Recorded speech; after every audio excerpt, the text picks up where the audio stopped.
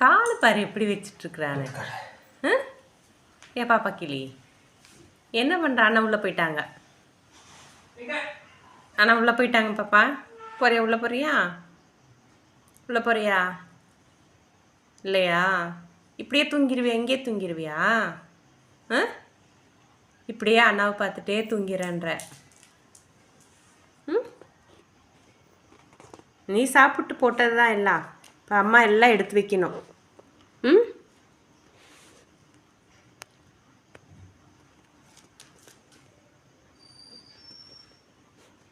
பாப்பா பாப்பா கிளி அடிக்கடி சாப்பிட்டுக்க. சாப்பிடுத்தாங்க. சாப்பிட்டு மருந்து குடிக்குவியாம்மா?